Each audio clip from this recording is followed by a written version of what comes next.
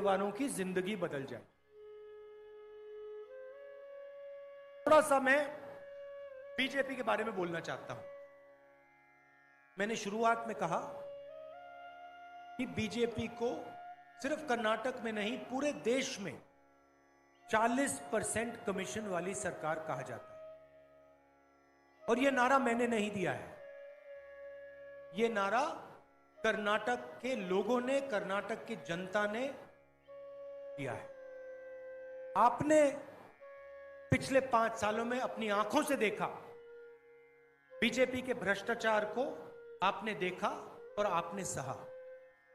प्रधानमंत्री जहां भी जाते हैं भ्रष्टाचार की बात करते हैं, मगर जब कर्नाटका के कंट्रैक्टर एसोसिएशन ने नरेंद्र मोदी जी को चिट्ठी लिखी और उन्होंने नरेंद्र मोदी से कहा, प्रधानमंत्री जी कर्नाटक में 40% कमीशन लिया जा रहा है, तो प्रधानमंत्री ने उस चिट्ठी का जवाब तक नहीं दिया। जब यहां पे मैसोर सैंडल सोप का करप्शन स्कैंडल हुआ, जिसमें एक एमएलए के बेटे को 8 करोड़ रुपए चोरी करते हुए पकड़ा गया, प्रधानमंत्री ने एक शब्द नहीं कहा।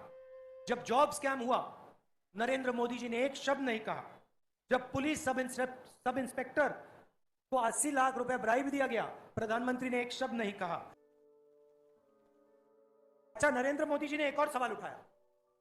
उन्होंने कहा कि मैंने ओबीसी का अपमान किया है। सबसे पहले, मैं किसी का अपमान कभी नहीं करता हूं, मगर दूसरा सवाल और बड़ा सवाल, अगर नरेंद्र मोदी जी ओबीसी की बात करते हैं तो फिर सचमुच में हम ओबीसी की बात क्यों ना करें? और ओबीसी वर्ग के सामने 2-3 बड़े मुद्दे हैं, देश के मुद्दे हैं, उनके बारे में आपको थोड़ा सा बताना चाहता हूं। अगर हम चाहते हैं कि ओबीसी को ताकत दी जाए, राजनीतिक ताकत, आर्थिक ताकत, तो सबसे पहला कदम हमें यह मालूम होना चाहिए कि हिंदुस्तान में ओबीसी हैं कितना।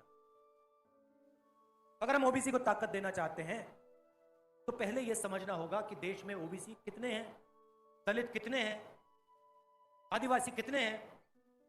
अगर हमें यही नहीं मालूम तो हम ओबीसी को शक्ति, ओबीसी को ताकत कैसे दे सकते हैं? जब हमारी सरकार थी, यूपीए की सरकार थी, 2011 में हमने सेंसस किया था और पहली बार हमने सेंसस में सवाल पूछा था कि भैया आप ओबीसी हो, आप दलित हो, आप आदिवासी हो, आपकी जात क्या है? और पूरा का पूरा डेटा हिंदुस्तान की सरकार के पास है, मगर नरेंद्र मोदी जी ने डेटा पब्लिक नहीं किया है, छुपाया हुआ है। दिल्ली की सरकार को मालूम है ओबीसी की कितनी आबादी है हिंदुस्तान में, अगर दिल्ली की सरकार किसी को बता नहीं रहे। तो मोदी जी, अगर आप सचमुच में ओबीसी को ताकत देना चाहते हो, आर्थिक ताकत देना चाहते हो, राजनीतिक ताकत देना चाहते हो, तो सेंसस में जो डेटा है उसको पहले आप पब्लिक कीजिए कि देश को पता लगे कि इस देश में ओबीसी वर्ग कितना है, दलित वर्ग कितना है, आदिवासी वर्ग कितना है। अगर आप नहीं करोगे तो कांग्रेस पार्टी यह काम करके दिखा देगी।